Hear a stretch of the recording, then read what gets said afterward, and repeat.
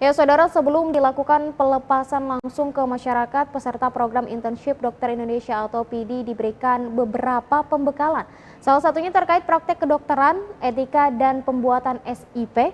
Dalam pembekalan ditekankan tentang etika kode etik yang harus diimplementasikan di lapangan nantinya.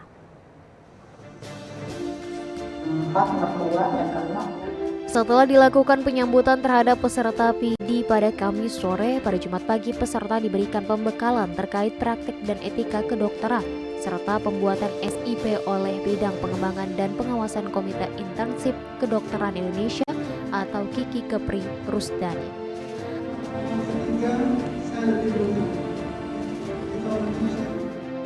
Pembekalan ini bertujuan untuk meningkatkan setiap peserta PD bahwa tidak semua teori yang dipelajari bisa diterapkan di lapangan, seperti kode etik yang telah dipelajari oleh setiap dokter. Perlu dilakukan penyesuaian ketika berada di lapangan sehingga gesekan dan permasalahan lainnya yang memungkinkan terjadi bisa ditekan. Yang baru tamat itu kan sebetulnya udah belajar kode etik Indonesia. Cuman mereka belum gimana mengimplementasikannya di lapangan. Jadi kita menggugah lagi, jadi bahwa selama ini kode etik yang kan teori, kan perlu implementasi kan. Nah, praktek di lapangan itu belum tentu dari bisa masuk full kan. Jadi pandai-pandai kita mensiasati bahwa kode etik itu gini loh, gini. Tapi ramai tetap di teori kan, tapi di lapangan ya kita gimana mengimplementasikan itu supaya itu bisa berjalan baik. Kadang-kadang ada gesekan-gesekan pasti ada, kan? Ada tekanan gitu kan, ada kepentingan atau sesuatu yang urgent. Nah, itu pandai-pandai kita mensiasatinya. Makanya tadi saya mengingatkan mereka bahwa tidak semua teori itu bisa cocok di lapangan. Tapi tetap rambu-rambu sumpah dokter, etika itu harus kalian pegang. Dengan menjalankan mengingat rambu-rambu itu, insya Allah di lapangan walaupun ada gesekan kita tetap mengasih ternyata.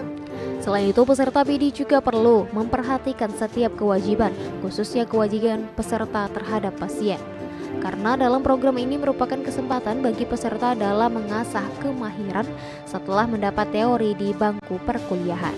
Kewajiban terhadap pasien tersebut yaitu seperti menjaga rahasia pasien, melindungi pasien, dan memperhatikan hak pasien dalam melakukan suatu hal. Kewajiban terhadap pasien, kewajiban terhadap teman sejawat, dan kewajiban terhadap diri mereka sendiri. Pasien itu kan apa yang kita butuhkan? Kan mereka ini butuh pasien untuk pemahiran. Mereka selama ini kan belajar teori, tapi belum banyak pegang pasien. Jadi kan pasien itu nanti tempat mereka untuk memahirkan skill mereka. Nah, dengan memahirkan itu kan dia mesti punya kewajiban dong terhadap pasien. Jadi satu, menjaga rahasia pasien, itu penting kan? Karena rahasia pasien hanya boleh sama dokter, nggak boleh kasih orang lain. Satu. Yang kedua, melindungi pasien itu kalau misalnya di luar kompetensi dia nggak bisa ditanggulangi, dia wajib merujuk. Yang ketiga, ya pasien itu kan punya hak sosial, mau kompromi sama keluarganya, setiap tindakan itu kan, atau dia mau ibadah, itu hak pasien.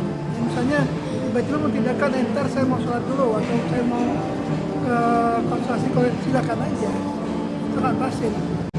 Yang kedua, hak dengan teman sejawat, ya gimana caranya hubungan teman-teman sejawat itu selalu baik. Jadi boleh kita perlakukan teman sejawat sebagaimana kita ingin diperlakukan. Hal ini merupakan kunci penting setiap dokter sehingga tidak ada etika yang dilanggar baik secara sadar maupun tidak. Di lain sisi, peserta juga perlu menjalani koordinasi bersama Dinas Kesehatan Provinsi dan Kiki Kepri sehingga jika nantinya terjadi gesekan ataupun permasalahan bisa teratasi dengan cepat dan sesuai. Putri Yulianti Amini melaporkan dari Batam.